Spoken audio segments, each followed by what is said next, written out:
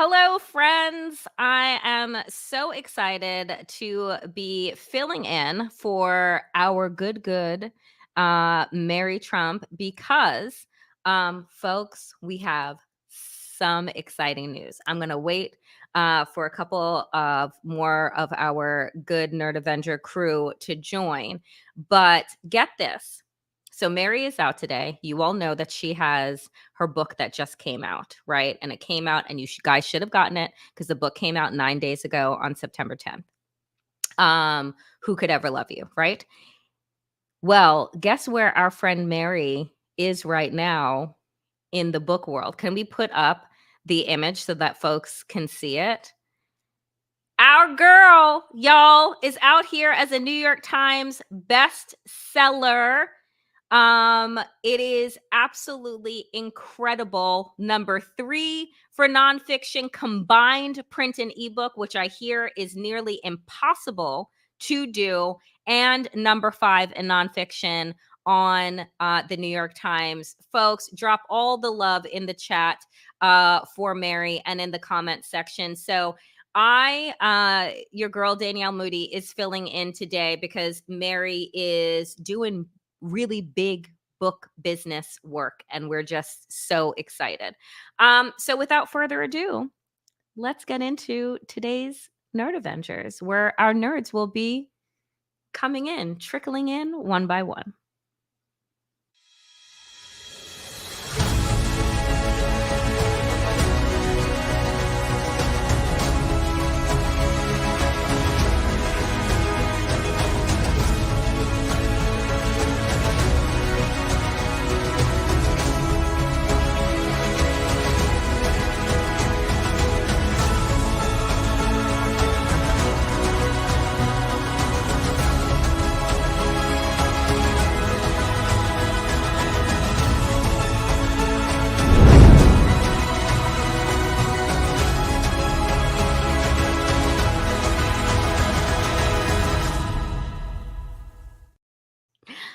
Hello, fellow Nerd Avengers. It is your girl, Danielle Moody, filling in, like I said, for our dear friend, Mary Trump, who is on a spectacular book tour. Our fellow nerds will be joining in one by one. I'm so glad that you guys are able to be here a little bit early today. There has just been so much news. There has been so much news. I am overdone. I'm overcome this week and outdone. That's why I've said overdone. I've made a new word. Um, Donald Trump and JD Vance are driving me absolutely insane. How many YouTube shows, how many podcasts did JD Vance go on in 2021, 2022, and 2023? It's as if the man was not actually supposed to be an active junior senator from the state of Ohio. Because if I see one more unearthed video of JD Vance talking about, casual things like overthrowing the government and the fact that sometimes we need to remove systems and we have to be, quote unquote, ruthless about the way that we engage in politics. When you listen to JD Vance, which I'm sure all of you have done, I did a couple of videos this week on my own channel. Folks, they don't want democracy, right? Like, it is absolutely and unequivocally clear. There is no old guard Republicans anymore, like they love us to believe in corporate mainstream media. There are some Republicans that care about democracy. You just can't see them or hear them, and they never cast a vote in the right way. Just this week, friends, what did we see happen in the Senate? Well, we saw that the Republicans once again blocked a measure to nationalize access to IVF. So they keep telling us that this is a party of family values that believes in a woman's ability to do whatever she wants. They just put it down to the states. These are the lies that Donald Trump and JD Vance and Republican women keep telling us, that, oh, we didn't do anything wrong with abortion. We just put the power down into the states. Well, when they're given an opportunity to show the American people that they don't hate women, that they're not authoritarians, and that they don't want to just control our uteruses, they say, oh no, let's double and triple down. So only two Republicans in the Senate, only two, voted for women and families to have access to IVF. Folks, how much more information do we need? In all honesty, how much more information do we need that tells us who the Republican Party is? When we see these things, these votes that take place, when they tell us that they believe in family, right? But what they say is very different than what they do. Because what do you think that IVF is for? It is for those that want to be parents. It is for people who have faced a myriad of obstacles, whatever those obstacles are. And because of science, are able to form the families they so desperately want. And when I say desperate, folks, let me say this: IVF, not fucking cheap. It is not cheap. In some places, a round of IVF can cost you into the thousands, if not the tens of thousands of dollars. So these are people who are using all of the advancements of science to create the families that they want, that the Republican Party tells you that they want people to have because families are what make us stable. Oh, we'll get to Sarah Huckabee Sanders later, because I don't know if you all heard old girl's comments recently as she was introducing Donald Trump, but Lord, hold me back because I got a lot to say about old smoky eyes. But here's the thing. Again, when given the opportunity to distance themselves from their anti-woman agenda, they do not. They double and they triple down on all of the things that we know to be true that are elevated all throughout Project 2025. Why do I bring this up? Because I think that I don't want us to get caught up in where we see the polls right now. I do not want us to get caught up and to get caught flat footed, dare I say, like we all were in 2016, where a month ahead of the election, what did the polls tell us, folks, about Hillary Clinton? Where did they say that Hillary Clinton was in October, right? Even after James Comey decided to, reopen an investigation. They told us that Hillary Clinton was up 3, 4, 5 points across the country. Well, lo and behold, what did we find out in November of 2016? Well, she didn't win. So I want to continue in our place of joy, being the happy warriors that we now are, but also with the very real understanding that, y'all, this is still a fucking 50-50 toss up. That this 34 count felon, adjudicated rapist, still has a 50-50 shot at becoming president of the United States. And frankly, y'all, it's only going to be decided by a handful of votes in a handful of states. So I don't want us to get caught up in the polls that tell us that Vice President Kamala Harris and Tim Walz are ahead, because I'm not so certain that those polls are accurate. Because like I say on all of my shows, is that the only polls that matter are the polling booths that we walk into on November 5th, or the ballots that you are mailing in when you are doing early voting. Because everything outside of those concrete numbers are subject to other people's opinions, how you ask the questions, where you ask the questions, and what devices that you're asking the questions on, right? So we have to be incredibly aware and on our best activations, right? And what do I mean by that? To be activated, folks.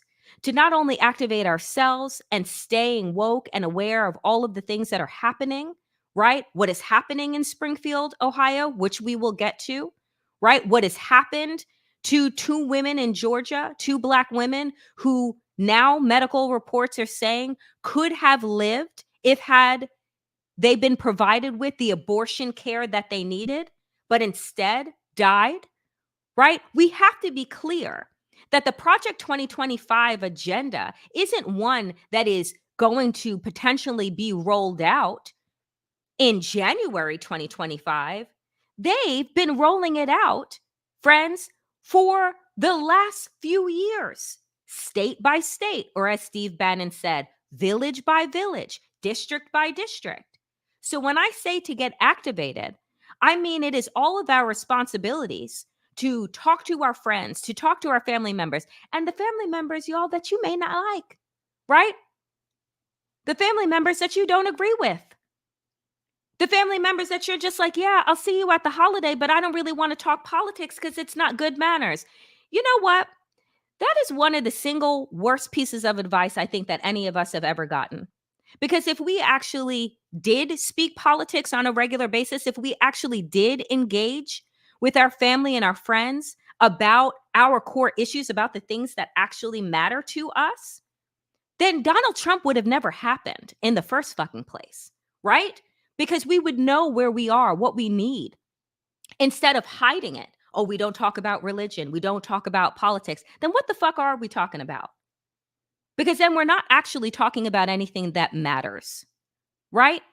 So now is the time, because we only have, I don't even know, Mercedes, how many days do we have until the election? I scare myself whenever I go on the ticker to find out. Somebody tell me in the chat, how many days do we have until the actual, oh dear God, Mercedes just said 46, y'all. We have 46 days. Somebody said 40, Blue Jay said 47, somebody else said 45. I don't know. The math is basically this. We got less than 50 fucking days. And that scares the hell out of me. Thank you, everyone. You are absolutely right. 47 days. So in 47 days, we got to make how many? We should be making 47 phone calls a day, sending out 47 text messages, right? Connecting with people on our social media platforms, because we all have platforms, whether it is 10 people that follow you or 10,000, right? Or 100,000. Each of us have people whose minds can be changed. Did you see the video? There's a video of Tim Walz that went around this week, and he's talking to a group of young white men that showed up at an event. And this one young white man goes to him and says, I brought my friends with me. They were undecided recently. And I sat down and I talked to each of them. And he's like, and they're no longer undecided. Tim Walz looked like he was about to burst into tears, because this is what we need to be doing. Because you see, right? If these young white men aren't engaging their friends about their politics, do you know who fucking is? Joe Rogan. Do you know who is? Steve Bannon. Right? These right-wing, radicalized, crazy fucking people that are targeting Generation Z white men and saying, you know what? Your life would be a lot better if those women would just go back into the kitchen, if those gays and those blacks would just go away. And so if we forget about this sect and just the art of conversation and the art of actually connecting with people, then we're leaving these undecideds, right, to be picked off by these radicalized, crazy ass right wingers who want to bring us back to the 19th century. So in that video with Tim Walz and those young men, I said, yes, this is what you need to be doing, not just assuming that your friends and family members are voting like you vote, right? Or let me tell you something. I'm going to tell you a quick story while we're waiting for these other nerds to join. Ah, Tara, here you are, girl. Good to see you. I'm about to tell folks a quick tidbit story, right? About the fact that I live in Brooklyn, right? I live in an area of Brooklyn, and actually New York Magazine just did an article on it recently. They had this picture where they have all of these nannies of color, right, pushing the strollers of white babies. And this is all over my neighborhood. And I'm saying to myself, do these white parents vote for the best interests of the people who are taking care of their kids all day long? Do these white parents, right? Do they actually think about, which is largely in this area in New York, Black Caribbean women, who are taking care of their children, Haitian women that are taking care of their children, Jamaican women, right, that are taking care of their children? Are they voting in a way that is making sure that the people that they're trusting with their most important pieces of their lives are also taken care of? And if we're not having real conversations with our family, with our friends, with our colleagues, with our associates, with the people in our lives, then we're not making sure we're not activating folks in the right way. We're not making sure that the ecosystem that we're trying to build, this multiracial democracy, actually makes sense for everybody and not just the folks on the top. So that is my little tidbit of a story. Hello, Brian. Hi, everybody. Hello, Sorry I was everybody. late. No, I love Dealing this for all of dealing us. with my latest death threat this morning. It's always fun. Oh, there's that. Okay, there's that. Well, welcome, folks. As you can see, I am sitting in for Mary today. I am so excited to see the two of you because we have a lot of news to get to, and I know that everybody can't be here the entire time, so let's just jump in. I want to throw up the latest poll numbers of where independents Dun, dun, find dun. themselves right now, and get each of your thoughts. So here we have the poll numbers, right? You look at August 8th, Donald Trump was up 8 points, right? September 16th, according to this Fox News poll, Kamala Harris is up by 12 points. Hey, Norm. Hey, everybody. So we're looking at these poll numbers right here. And Tara, I want to start with you. Obviously, we know that a lot has transpired between August 8th and September 16th. What is it that you think is actually contributing to independence dropping off in such a way right now from Donald Trump? Good to be with all of you guys. And Norm, it was great to see you on Saturday and give you a big hug. Listen, what's happened is people have gotten to see Donald Trump in all of his insanity more closely now that they're paying attention, compared to Kamala Harris, who's a normal human being. And when you see that side by side, it's jarring. They didn't have that really when Joe Biden was in the race because of the age issue. So that just, everyone was just so turned off by the fact that Biden was older and he was, they thought that he wasn't as competent or his mental acuity was in question. Okay, whatever, right? But compared to Donald Trump, now Donald Trump's the old crazy guy. Mm-hmm. And it's more pronounced than ever. And since August to now, people are paying attention. We had the DNC, which was outstanding. We've had the debate where Kamala Harris kicked Donald Trump's ass up and down that stage from the time she walked out and asserted herself with that handshake and said, Kamala Harris. She was in control of that debate. And 67, 70 million plus people watched that debate. Mm-hmm. And they went, oh my God. And we're like, yeah, we've been trying to tell you guys this. Donald Trump is worse than ever. The guy's not competent. He's not all there. He's a whack job that wants to be president again and is unfit.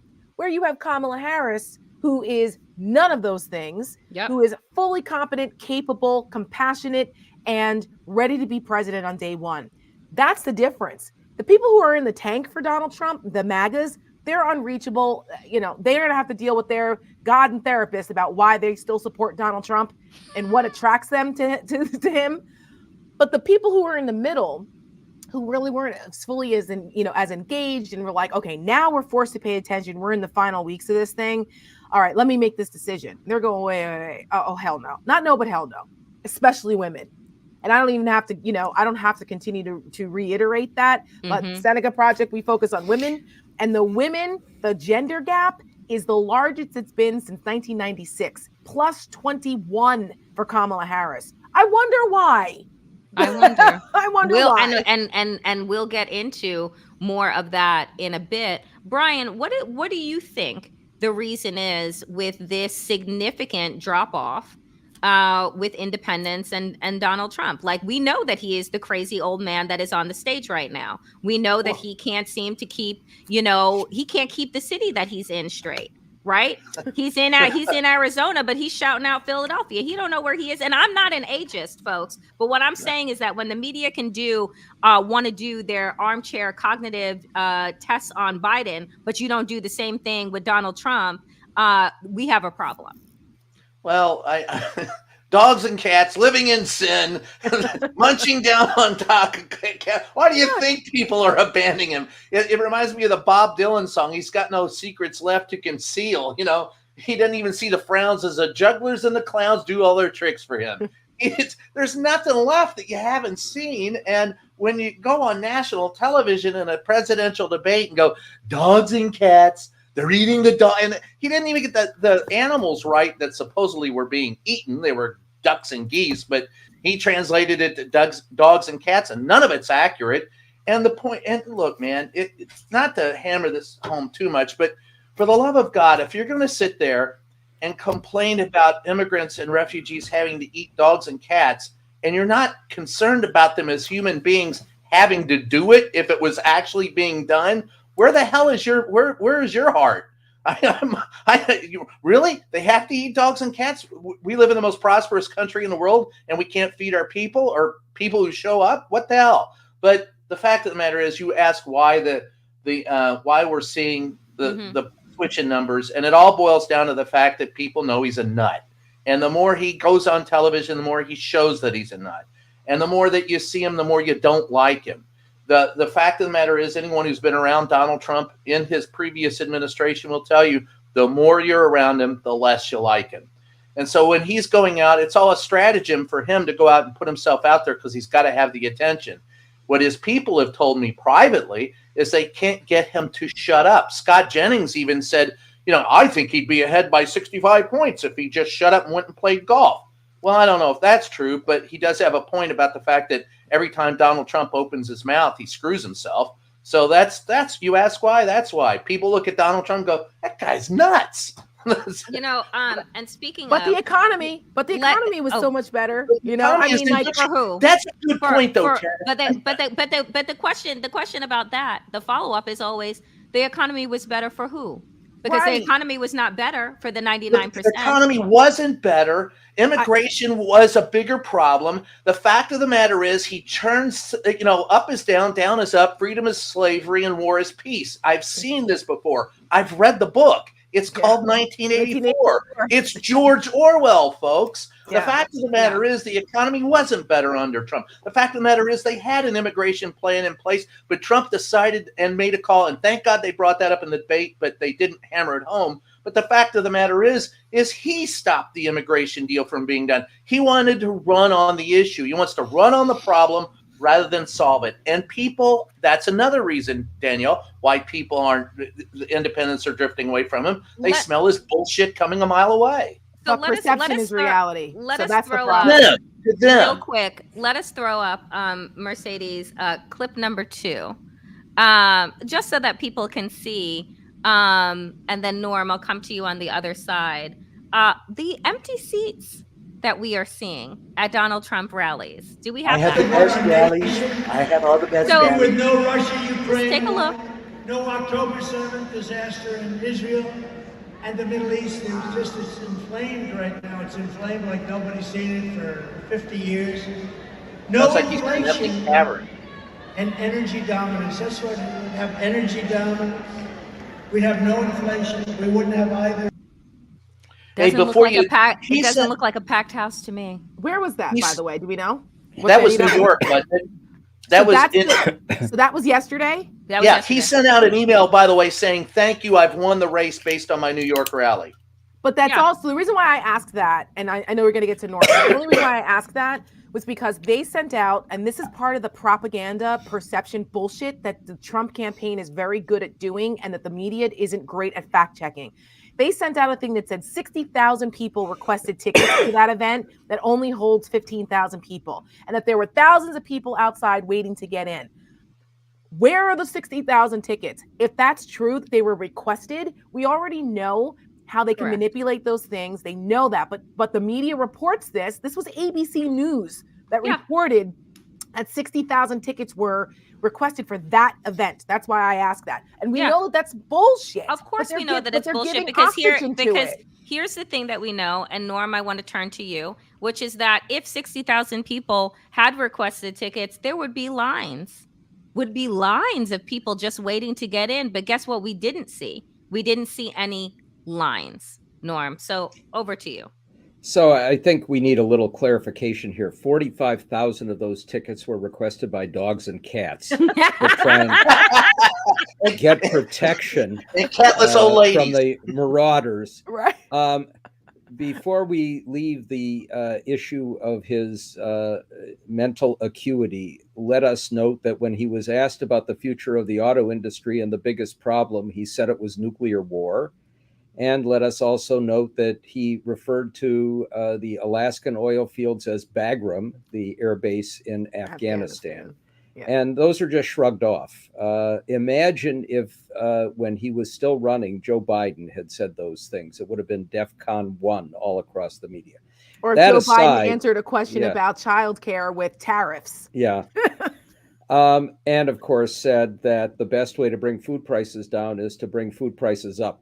By putting tariffs on food from abroad.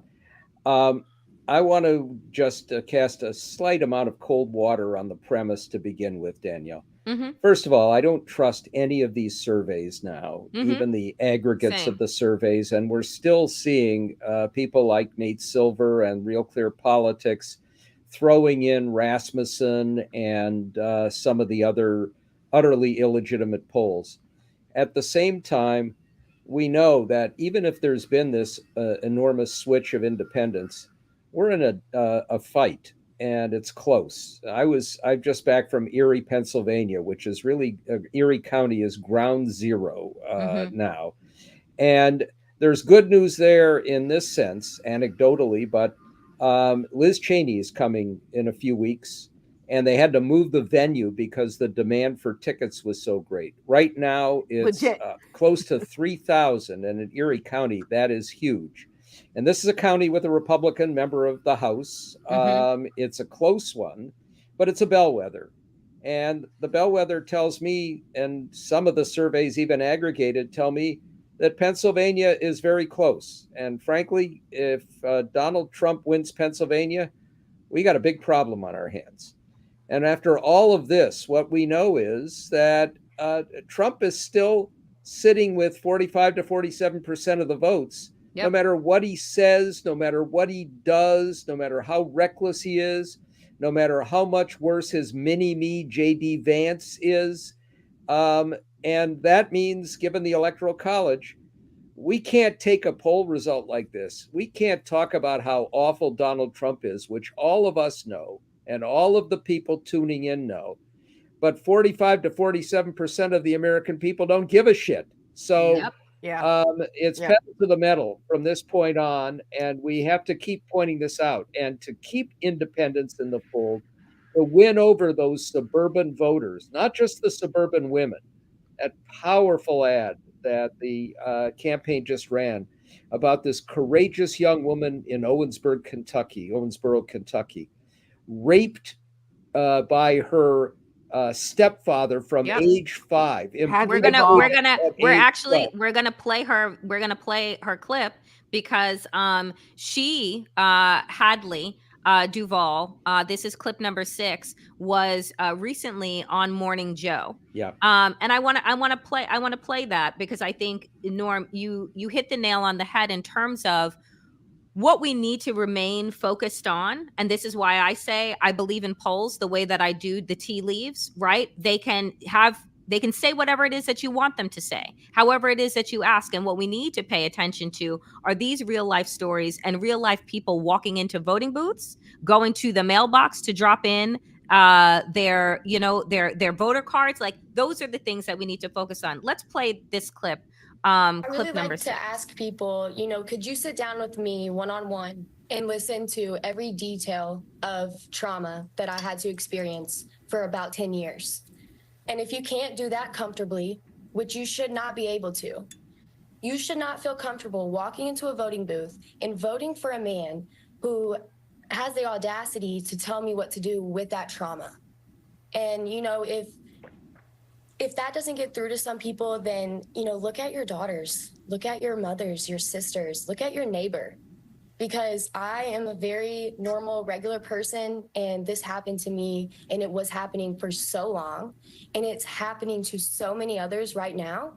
And, you know, that's, you can't deny that, and it's heartbreaking. And that's why we're speaking. We're speaking for those who can't speak for themselves. And we're trying to flip votes and change people's minds while we can, but you know, we're not going to be able to get through to everybody, and that's okay. But we just need to be able to spread a clear message. And, you know, it's not a question on where we stand in our decision about pro-choice. You know, I just think Can I that say a this, little like, something she about just, her? one quick second, and then I'll come to you, Brian. Is that she also spoke, as we know, at the DNC, and I will tell you that the people that I was around when she came to the stage, and it was the freedom of choice, freedom of bodily autonomy piece. There was not a dry eye. To listen to this courageous young woman talk about her trauma that she was dealing with for a decade, and becomes pregnant by her stepfather, and in the Republicans' America, they would have rather a 12-year-old force a 12-year-old to become a parent than to allow her to have a future, right? To where she is not now left to mother the trauma that was placed onto her, right? It is sick. It's sick and it's atrocious. Brian, go ahead. Well, first of all, that ties in real well with what the vice president said about, to Donald Trump's face, by the way. And I love the way she did it, looking right at him, saying they didn't want this. The woman bleeding out in the car, they don't want this. This is a case of, men deciding. But let me talk a little bit about Owensboro, Kentucky, which I'm acutely familiar with, having worked that area. This is not a progressive area of the country. That part of Kentucky is about as red as a neck can get, and they are as red voters as you can get. Sure, Johnny Depp's from there, but big deal. The land between the lakes isn't too far away. This is country. This is Trump country. This is where you will see barns painted with Trump signs. This is where there will be Trump flags and windows, and Trump and never even left Trump yard signs that have been around for 7 or 8 years. For that young woman to do that, to be able to come out from that, not only speaks to her courage, but it speaks to courage that I wish more people had. It's the people that have given in to Donald Trump over the years and have sold their soul to him. This young woman could never be a part of that, because this young woman has something that we all need to have, and that's the courage of your convictions. There is absolutely no reason why Donald Trump would have any power in this country at all if there were more people like that young lady, because that bespeaks true courage. If you've been in, you don't know the social pressure unless you live in that type of environment where everyone at church, everyone at school, all your family members, everyone that you know is telling you that you're a harlot, a whore, and you're shameful, and you've been abused. That, to me, if you don't look at anything else during the rest of this campaign, play that on an endless loop. That's 100% right. And you know what? And for us at Seneca, this was one of the inspirations for why we did it, was her story, because I believe her story first came out during the Kentucky governor's race with Andy Beshear. And then seeing the reaction, right? And then seeing the reaction from women, and we're not just talking to Brian's point, progressive women. We're talking women across the board. That's why we decided to do Seneca as a bipartisan organization, because this affects all of us.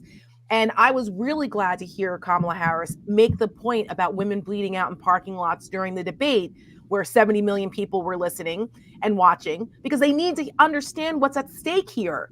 This is true. I use that example all the time, that it doesn't matter if you're a Democrat or a Republican, if you're bleeding out in the parking lot of a hospital where your healthcare has been criminalized and they won't treat you. This is happening, legitimately happening. And for Donald Trump's jerk off, bros, okay? They're Joe Rogan bros. I heard you say that earlier, Danielle, and I used that example earlier on MSNBC. I didn't use jerk off on MSNBC, but I will here. I could, but I didn't. I'll give you a hand for that. Thank you. Being from Jersey, it's kind of like one of the natural things to describe these people. But anyway, like some of these assholes, like Johnny McEntee, who was Donald Trump's personal bodyguard and then became like the presidential personnel director, and like again part of this misogynist, mega MAGA misogynist, as we call them at Seneca, to question that as he's eating. You saw that. I'm sure people have seen that video now, if you haven't, where he's eating chicken nuggets like a 10-year-old, and he's like, where are all these women that Kamala Harris is claiming are bleeding out in parking lots? And women have taken to their personal stories on TikTok and other platforms to be like, yeah, that would be me. And those stories, I think we might do this at Seneca, actually, but we need to do a compilation of telling those real stories where the MAGA assholes say, well, this isn't happening, questioning women. And then all the women, right after the other, real women telling their stories about how it did. You know, Ryan Hamilton and his wife were the biggest examples of that. Yes. And, telling that story and the vitriol and the attacks and the threats. He lost his job. Like, he can't feed his family because they spoke up about the true story and experience that him and his wife went through because of Trump's abortion bans. This is real every day. That's the video that I want to play next. Which I didn't even know that. Yeah, you guys, it's almost as if I don't have to be here because y'all just running through the clips. But let's put up the one of Amanda Zarowski and her husband talking about their experience and then their desire to use IVF to try and get pregnant now. Uh-oh. Do we not have the audio? Hold on. Maybe it's better that way. I was like, maybe we don't. But well, to your point on that, Danielle, while they're trying to figure it out, there's a couple of things. This week again, the Republicans voted down the IVF protection bill in the Senate. Talked about it at the top. Yep. Yeah, and you have that. You have the report that came out from ProPublica about the two women in Georgia who lost their lives because they couldn't get care. These are real life implications. And I was so glad that last week, I think it was last week, Mary played our IVF Girl Dad ad. But we had made that even before we knew that this was going to come up again as an issue, to talk to people, particularly dads, to say, like, this is something that is under attack. These guys don't care about this. MAGA will get rid of this. You have fetal personhood efforts by the Christian nationalists being pushed in these states. They're using the abortion bans, they're using Dobbs as a way to push these fetal personhood laws and things like that. That's how they got Dobbs. That's how they got Roe overturned. They are not going to stop. But people are unaware of this until those stories are told. So I'm glad to see that people are speaking out. It's heartbreaking to hear this, but this happens every day. And unless it's in people's faces that they realize the real world consequences and why it matters, oftentimes they'll just kind of put their heads in the sand or, oh, it's not real, or question it. No, it's real. And it impacts not only women, but their families every single day. And our lives are literally at stake because of it. Norm, go ahead. Just a few things. The first is Lawrence O'Donnell had an extraordinarily powerful monologue last night about especially doctors and other health professionals.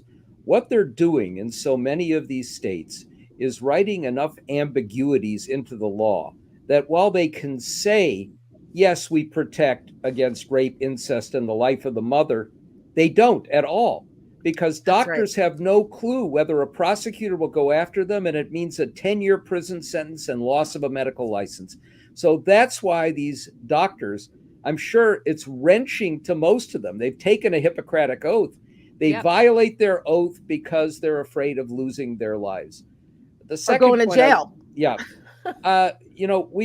We started with independence. Mm-hmm. We know that we need, first of all, a highly motivated base, including young people, and young women especially ought to understand how profoundly their lives will be shaped and devastated if this guy gets back in and with a Republican Congress almost certainly will enact a national abortion ban, and that national abortion ban will include some of the same ambiguous restrictions that we're seeing in these states like Georgia.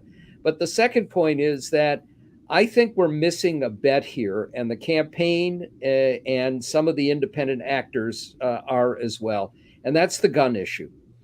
J.D. Vance said school shootings are a fact of life. Mm-hmm. I want to flood the zone, and that means suburbs like Bucks County outside Philadelphia, and outside Pittsburgh, and outside Cleveland, and Cincinnati, and other places. I want to bring Georgia. in the parents of the Sandy Hook victims. I want to bring in the parents of the Florida shooting and of the latest Georgia shooting to say to parents and grandparents, do you really want to live in a world where your kids go to school each day and you have no clue as to whether they're going to come back home?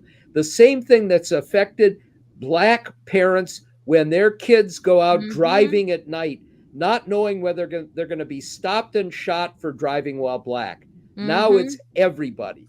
I want them to understand that they're going to have to live in a world where their kids every day are going to go to school wondering whether they're going to have to invoke what they've been taught about climbing under the desk, about hiding in place. Is that the world you want to live in? We need to make it clear that these pro-life people are pro-death, and they put other things ahead of the lives of the vast majority of people here so that they understand the consequences.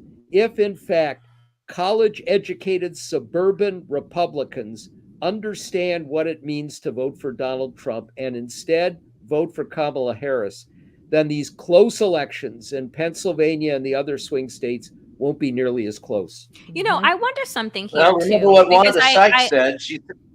I'll say this, Brian, and then I'll come to you. I wonder right now when we have. I was at an event the other day, and I was speaking with a woman that was at this conference, and she goes, "Danielle, I got horrible news this morning." And I said, "What was the news?" And she goes, "I'm telling you because I'm still shaken up by it, but I know that you'll understand. I got an alert on my phone that there was an active shooter on my daughter's elementary school campus." And I said, "Oh my God, why are you even here?" And she's just like, "It was the most surreal thing because you think that it's not going to happen to you until it happens to you, until your phone is the phone that's buzzing." Thankfully, they were able to apprehend the person. There was the reason why it's not in the news is because no one was killed. There were no shots that were fired. But the fact is that in that moment, right, everything that she had read, everything that she had seen now became her problem.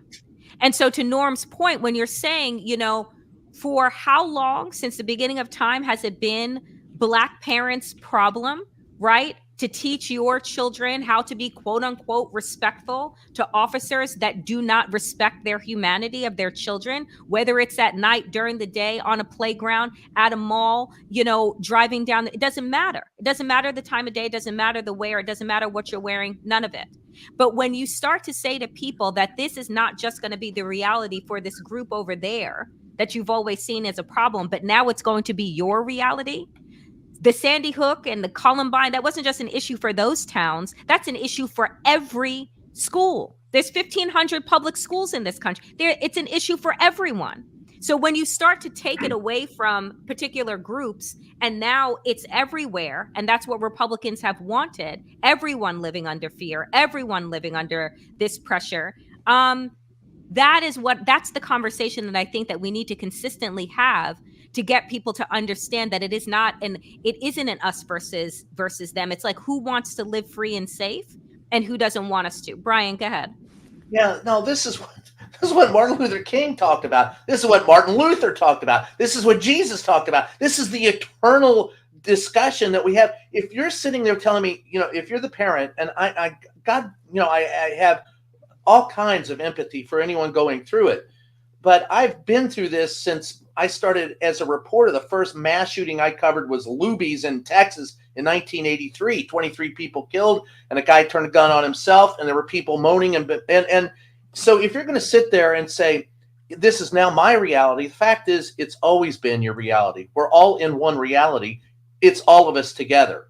So it's you need to wake up to that. If you're going to allow yourself to be divided and say, oh, that's not happening to me, that's happening over there to those people, then that's the problem. You have just increased the chances of you becoming a victim because you are not aware of the fact that we're all in this together. And that's the truth. And if you don't like it, folks, tough.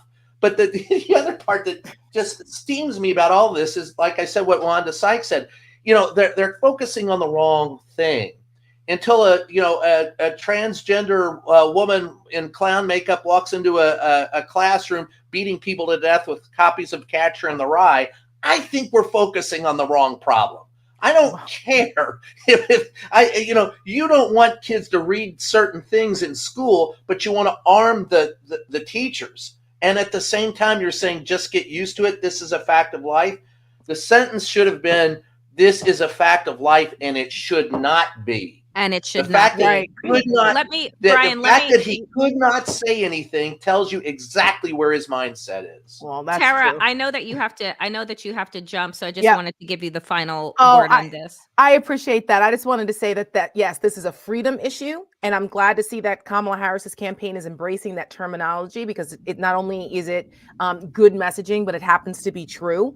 And also, you look at what's happening with the ilk in Ohio and what they're doing, and the threats, the bomb threats to kids in schools because of Donald Trump's rhetoric.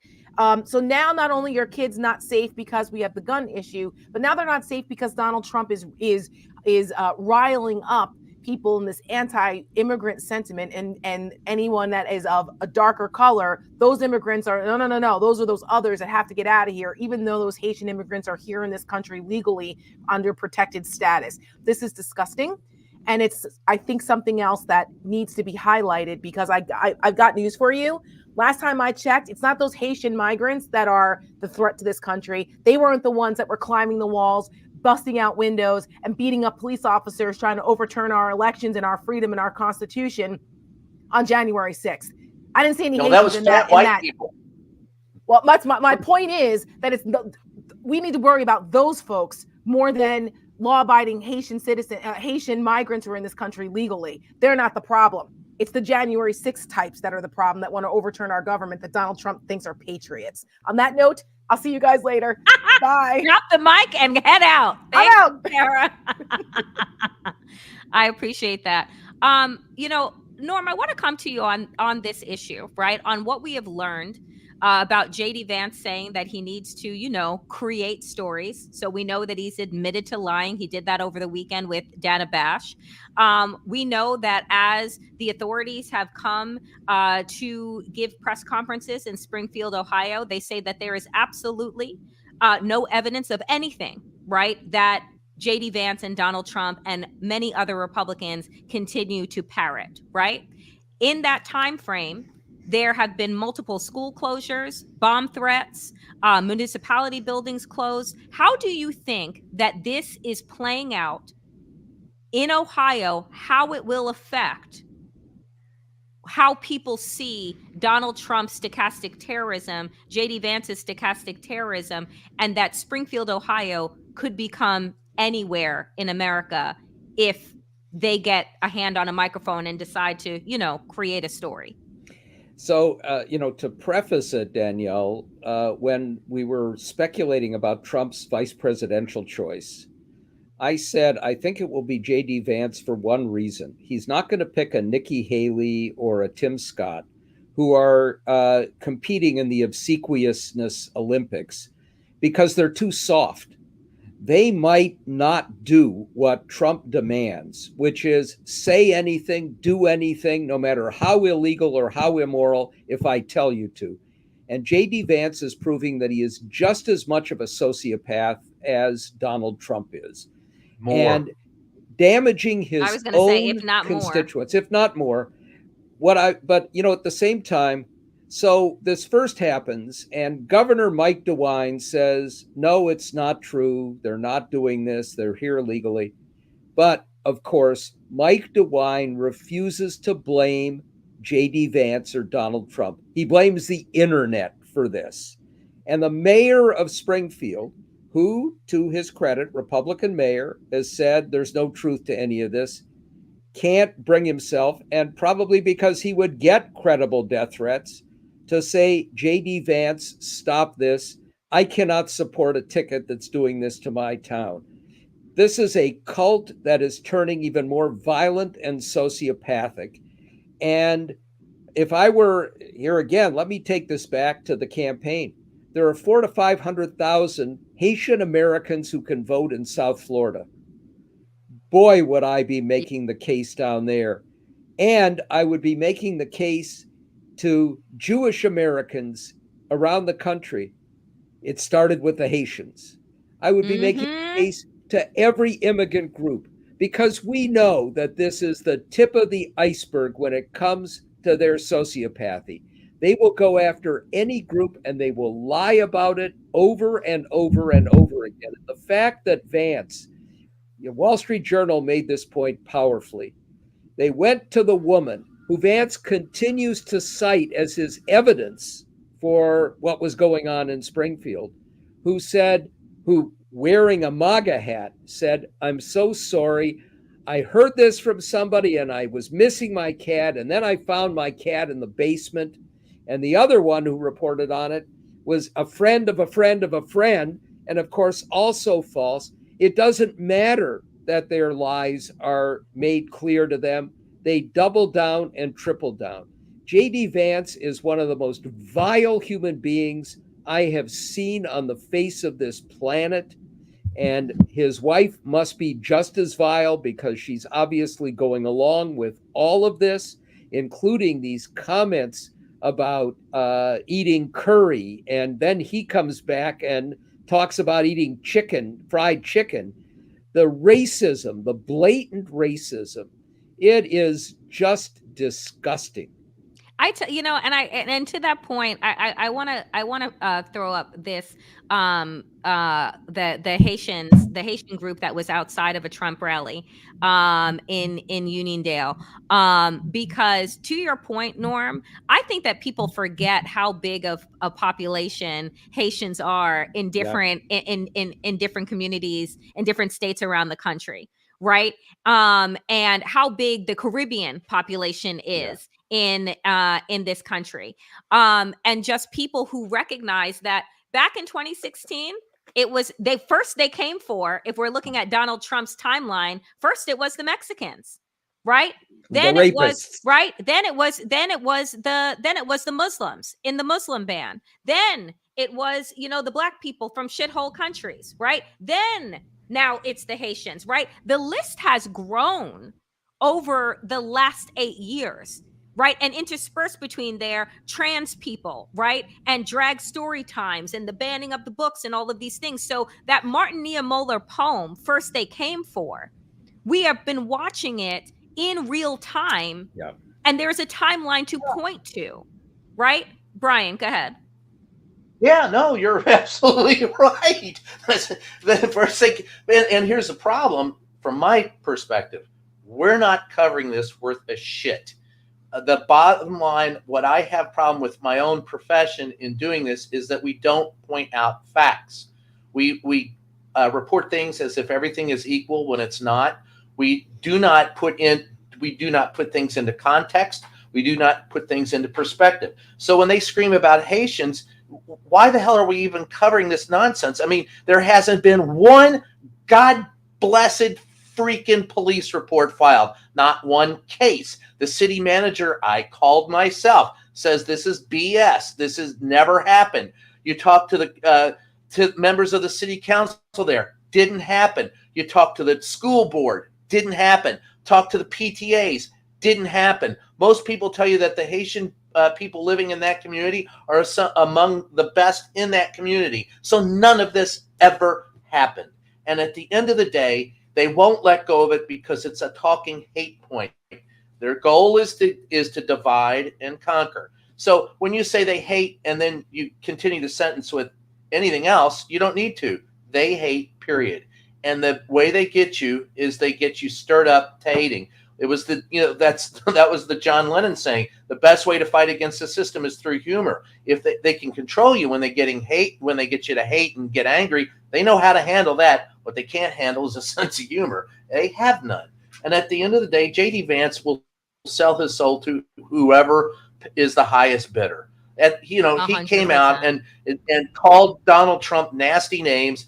Then he kissed Donald Trump's butt. Now he's in Donald Trump's inner circle, and he's telling you that shootings in schools are a fact and get over it. Yeah. What the hell country does he live? This is the upside down world. Like I said, it's Orwellian to me. It's Orwellian, and the other fact too, and I want to put Elie Mystal's tweet up, that he said, because this is the thing, just to bring this full circle, because folks, just so you know, we are ending a little bit early today, which is why we started at 11:45. But I want to read this, which is that never underestimate the ability of racism to make people vote against their own interests. Never. And I have to say, on a regular basis on my Woke AF podcast, I have on Dr. Jonathan Metzl, who wrote the book Dying of Whiteness, right? That we say these things. We show people the timeline. And in the chat, folks were reminding us, oh, by the way, there was the China virus, right? So I forgot the other groups that Donald Trump was that was targeting, right? Yeah. So again, it is really keen upon us all to recognize that there will still be, Norm, to your point that you made, that 40% of the population who are fine with this, right? Who are fine so long as the white supremacist power structure stays in place and they can see themselves as better than the next person. And that is what J.D. Vance is preying on. That is what Donald Trump is campaigning on. This is what they want, is the grievance. But and I'll say this because I want us to give your closing statements, but we have to continue to remind people that their America is not the America that we want to live in, right? That they have painted a very dark, very, very dismal, very depressing, very hopeless version of America. And we have a choice. In 47 days, we have a choice.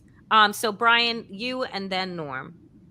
Solipsism is not reality. Whatever Donald Trump creates inside, the fiction he creates inside of his own head, is not real. Don't buy it. Facts are facts. You can have your own truth, but you can't have your own facts. And at the end of the day, if you're going to buy anything that this man is selling, I've got a bridge you can buy real cheap in Baltimore that recently fell down and they're trying to charge $100 million for. So no, don't buy the bullshit. And watch the polls for this. If it stays below 42% for Donald Trump for any length of time, he'll begin tearing his hair out of his head, throwing ketchup up against the wall, and screaming that more people should be hated and tortured for his benefit. No. So, we've had this great opportunity for a reset with Kamala Harris. If it were still Joe Biden, much as I love him, we would be looking at a referendum on Biden, and the divisiveness in the society, the upheavals, people would blame on the president in power. We have a chance now to turn this around, because one thing is clear. A Donald Trump presidency, and we haven't even talked about some of the darkest sides, he would pardon the Proud Boys and Oath Keepers and turn them into his own vigilante groups that would prey on Americans and give him the excuse to declare martial law. And we would see a lot of bloodshed as a consequence. But even that aside, what Trump and Vance are doing, the only thing that they're doing is divide to try to conquer. And I have to believe that there are enough decent Americans, including Republicans, who are going to look at that and look at the message of Harris, which is freedom and hopefulness and unity, and say, even if I don't like a lot of those policies, boy, that's a whole lot better than the dystopia that Donald Trump and J.D. Vance would bring us. And we need to pound away at that. All of us and all of those listening, the campaign, the outside groups, and everybody. That's the contrast. And it really is life versus death. The pro-death people are the ones who are around Donald Trump and J.D. Vance, and that's who they are as well. It's what they're doing in so many states, and it's what they would do in a vastly enhanced way if we let these monsters win again. 100%. I want to thank the both of you as well as Tara for making time today for the Nerd Avengers, folks. A reminder to those that are watching tomorrow at 12 p.m. noon Eastern. Waj and I go live with Democracy Ish, and you can subscribe to my channel at Danielle Moody _. I believe they'll drop the link in the chat for all of you. Subscribe so that you don't miss the show. But we go live and we'll be digging into this and so much more. Thank you both so much for your time, for your intellect, for your happy warrior messages to close us out today. And folks, Mary's book, New York Times bestseller. Make sure if you have not gotten a copy, you get a copy. We are so proud of Mary and give her so much love because she's doing so much good work in the universe and being rewarded for it. All right, friends, we will see you next week again on Nerd Avengers. As always, power to the people, and to all the people, power. Bye.